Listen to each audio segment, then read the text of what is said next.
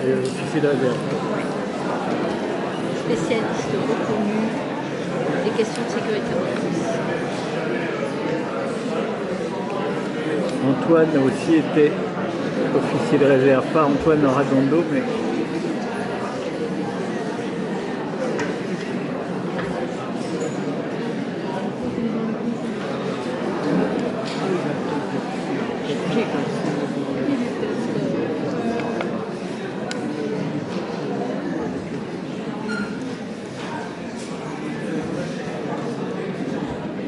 installez-vous, mesdames et messieurs, on va démarrer dans quelques instants.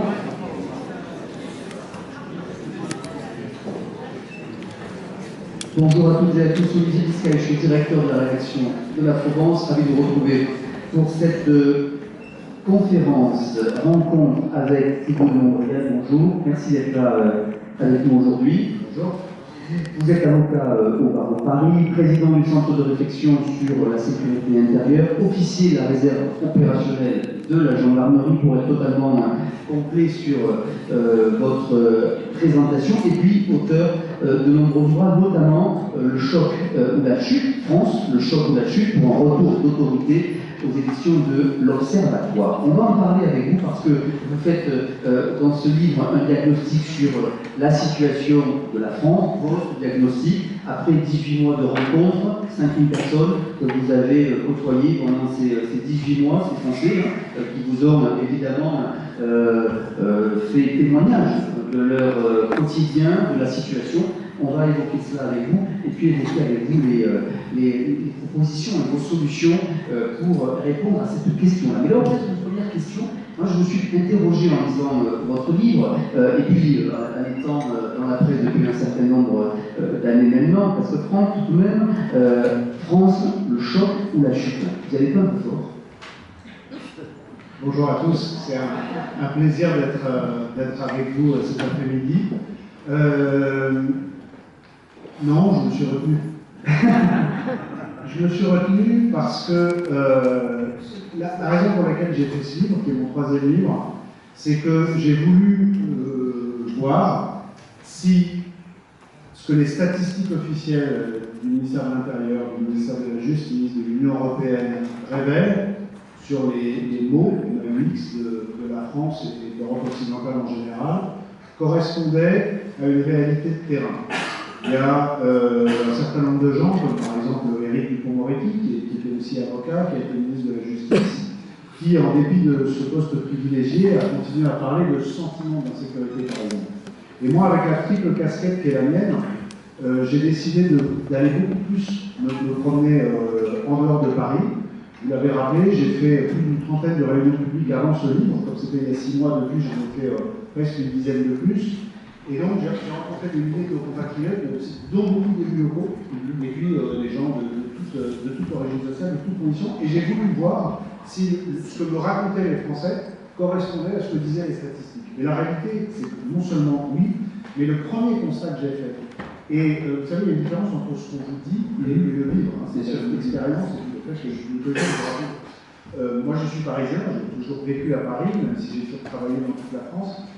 Et de plus en plus de gens me disaient, tu sais, il faut quand même faire attention parce qu'il y a une distance de plus en plus grande entre Paris, qui est une sorte de bulle, et le reste du pays. Et moi, je me disais, par exemple, quand même, je me balade, etc. Et quand j'ai commencé, il y a maintenant 2 ans, à faire ces réunions publiques, à prendre le temps de passer les soirées le lendemain matin en voyant des petits patrons, on va voir les associations, on va voir les forces de l'ordre locales, etc. Je me suis rendu compte, et c'est la première chose, que la première fracture française, et c'est pas celle à laquelle je m'attendais, c'est une fracture de plus en plus grande entre les élites parisiennes, la superstructure, comme dirait Karl Marx, auquel je n'emprunte que cette image, la superstructure des quelques centaines de milliers de personnes qui font, entre guillemets, l'opinion et la politique, donc les grands élus nationaux, les grands médias nationaux, les grands patrons dans les sièges à Paris et en Ile-de-France, eh bien, étaient de plus en plus éloignés de fait des préoccupations des Français. Et pourquoi le choc ou la chute? C'est que ensuite tous les indicateurs qui fondent la cohésion d'un pays, la cohésion d'une nation, ils sont au rouge, et ils sont au rouge écarlate. Ils sont au rouge écarlate, et En fait, vous m'avez dit, vous travaillez un peu les coulisses, vous m'avez dit il y a 2 minutes, ce serait bien qu'on commence par parler. Et je vais y revenir, parce que pendant ces municipales, bien sûr, d'abord, je voulais évidemment que vous réagissiez sur ce titre-là, parce que le choc ou la chute, évidemment, c'est aussi évoqué très fortement, et ça a été évoqué pendant les élections municipales.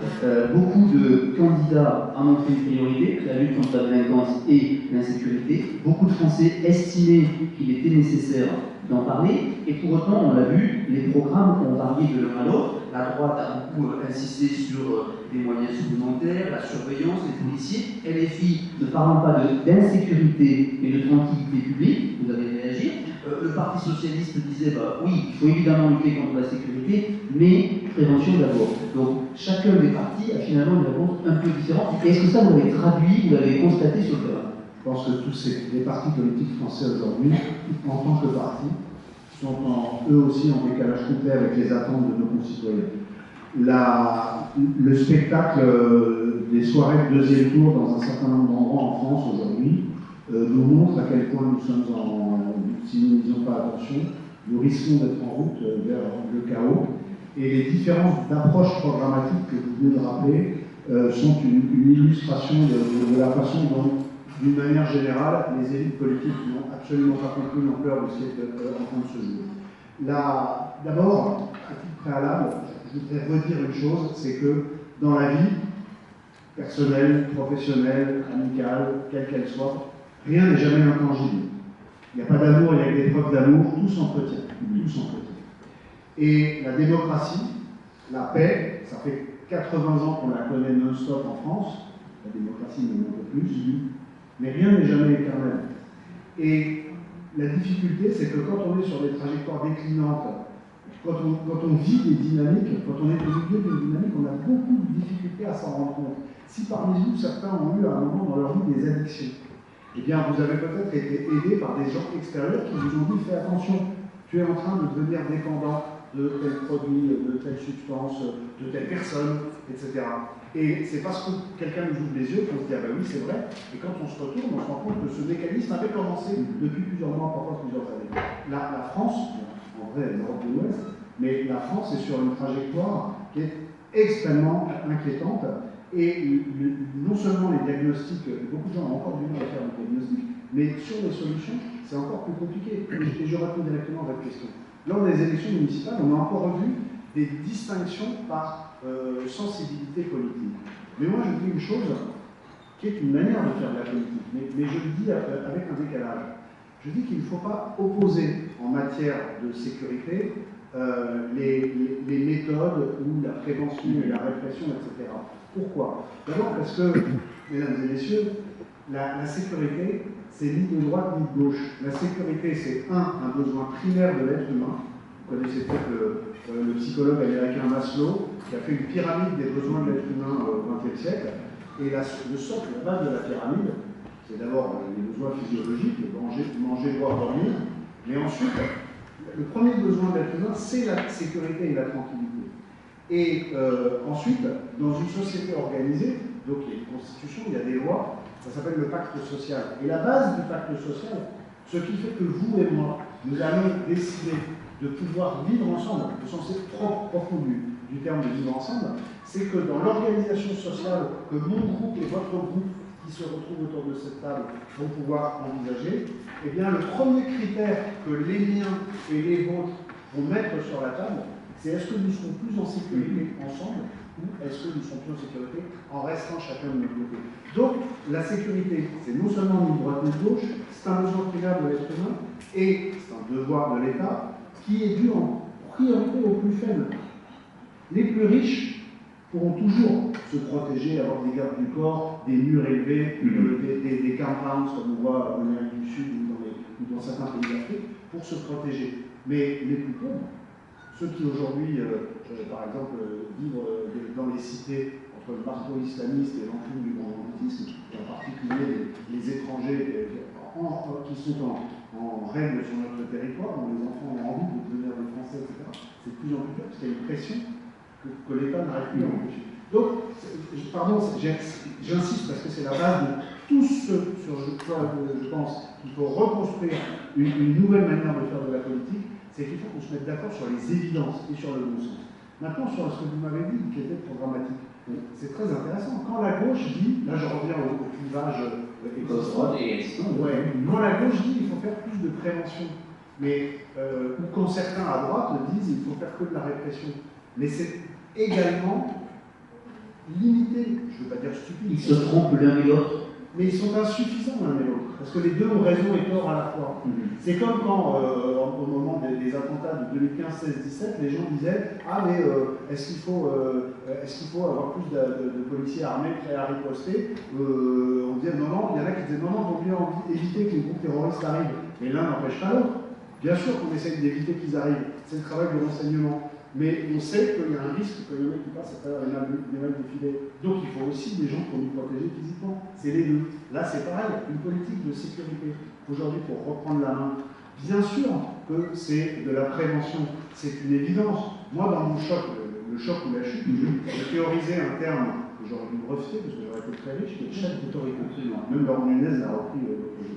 Donc le choc d'autorité, c'est que je pense que l'autorité de l'État s'est effondrée depuis 40 ans et que la nature ayant horreur du vide, il y a tout un tas de contre-cultures qui se sont emparées de l'espace, en gros la grande criminalité et avec son cortège de violence et de corruption, et l'islamisme qui est un problème vital pour la France et pour l'Europe de l'Ouest. Mais donc je mets en avant les solutions d'abord immédiates, qui sont des solutions de répression. Mais c'est comme si vous avez une blessure à la jambe et que vous perdez du sang, il faut d'abord faire un garrot. Mais ensuite, il faut faire un bilan général. Pour la suite, bien sûr que la survie de la France telle que nous l'aimons, c'est à la fois la nation française, ses règles et ses valeurs, c'est l'éducation et la culture. Pourquoi? Aujourd'hui, on constate qu'un certain nombre de jeunes, soit issus de l'immigration, soit même qui ne sont pas issus de l'immigration, n'adhèrent plus, n'ont plus la vision de ce que c'est que de respecter les règles de ce qui fait qu'on est un pays, une nation millénaire, et qu'on a une aventure formidable à vivre ensemble, qui a commencé bien avant et qui, j'espère, durera bien après. Et pour ça, il faut leur apprendre. Et donc, là, il faut d'abord être sévère, parce qu'il faut être crédible sur le fait que l'on dise qu'on a des règles et il faut les respecter. Tout être humain, tout jeune enfant, vous avez sûrement déjà lu statistiquement dans la salle, des gens qui ont des enfants. Et vous savez, quand on élève des enfants, au début, l'enfant il teste la nuit, il a 2-3 ans, il teste, on lui dit il ne faut pas faire ça, du coup il va le faire en regardant dans les yeux. Si vous lui dites, ah mais comme il est mignon, le petit chien à son il faut être gentil, là, mais il faut dire ça c'est non. Et si c'est non et qu'il y a transgression, il faut qu'il y ait une sanction, pas démesurée. La difficulté c'est d'adapter la sanction. Mais il faut que la transgression rencontre une réponse. C'est exactement pareil au niveau d'une nation. C'est-à-dire que les jeunes, quand ils font le choix de la délinquance, quand ils passent devant le juge la première fois, il faut qu'ils sentent une réponse. Qui ne les écrase pas, mais simplement que ça leur fasse quelque chose et qu'ils se disent, ah ben oui, le système, mes parents, mes grands frères, mes enseignants, quand ils me disent ne déconne pas, eh bien c'est vrai que si je commets une erreur, il y a une sanction. Mais ensuite, une fois que ce sera remis sur les rails, et c'est indispensable, à ce moment-là, se posera la question de savoir comment on fait pour pérenniser ce retour de la vertu. Et cette pérennisation, elle ne passera que par l'éducation et la culture. Donc c'est en fait les deux. C'est à la fois la répression et la prévention et la répression. C'est indissociable. C'est indissociable. Et à la fois, on l'a vu pendant cette campagne électorale municipale de s'achever, certaines courses à l'échalote quand même. Parce que le choc d'autorité dont vous parlez, beaucoup de candidats ont utilisé cette formule-là, notamment à droite évidemment, moins que, je dirais, à gauche au Parti Socialiste, à droite et du côté de l'UPR et du RN, mais avec une course à l'échalote. Plus de surveillance, plus de caméras, plus de policiers, plus d'armement. Et pour autant, vous l'avez dit, depuis 30 ou 40 ans, on constate que parfois, certains sujets n'ont pas été réglés. On a vu des villes entières surveillées plus que jamais, et la délinquance n'a pas davantage baissé. Ah ben, elle n'a pas baissé pour plein de raisons. D'abord, l'une des premières raisons, qui est sans doute la raison majeure, c'est qu'on a une justice aujourd'hui en France qui dysfonctionne complètement.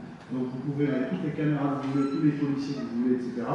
Ils font tant bien que mal leur métier, il y a un certain nombre de gens qui sont interpellés, mais si à l'arrivée, la justice derrière ne prend pas son rôle, qui est le fait d'être le deuxième maillon de la chaîne de sécurité. Je sais que les juges n'aiment pas qu'on dise qu'ils ont un métier de sécurité. Ils disent non, nous, etc. Nous, je ne sais pas, mais en fait, si. Le policier interpelle, le juge juge. C'est deux maillons de la même chaîne.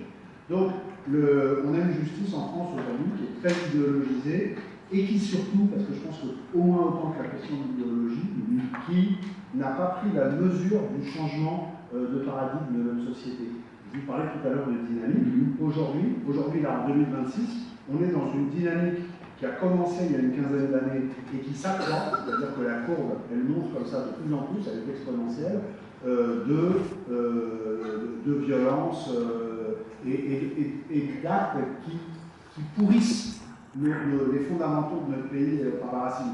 Donc les défis sont de plus en plus aigus, et si en face la justice ne répond pas, ce pourquoi elle a besoin aussi de lois différentes, de procédures différentes, de moyens différents, de prisons différentes. Tout ça doit changer, il faut adapter rapidement tout ça. Mais on est dans une forme de conformisme depuis 40-50 ans. Les magistrats nous disent toujours, ah oui, mais il faut faire pareil, il faut laisser une première chance, une deuxième chance, une 12e chance, une 23e chance. Mais sauf que ça ne marche plus. Aujourd'hui, ce que le système, c'est vraiment ancré dans l'ADN des gens dans le monde de la justice, c'est une forme de bienveillance. C'est formidable la bienveillance. Moi je suis chrétien, c'est la vertu qui est à la base de la chrétienté, et je ne dis pas pour la religion, je dis pour la culture, c'est à la base de la culture française. Mais le problème, c'est que quand la bienveillance n'est pas assortie de manière de faire respecter les règles, et bien en face, si on se met dans la tête de celui qui est en face, cette bienveillance, elle est perçue comme de la faiblesse. Et comme l'homme, désolé, mais je vais dire quelque chose que mes 32 années de barreau me permettent de dire avec une certaine certitude, si je veux dire, c'est que l'homme est à la fois capable de beaucoup de bonté, mais l'homme est avant tout un prédateur. Et que ce qui fait que la prédation va cesser, c'est la conscience du prédateur de trouver plus fort que lui, soit individuellement, soit, ce qui me semble une société organisée, structurellement. C'est-à-dire que la société soit plus forte que ceux qui veulent jouer contre ces règles. Et si le prédateur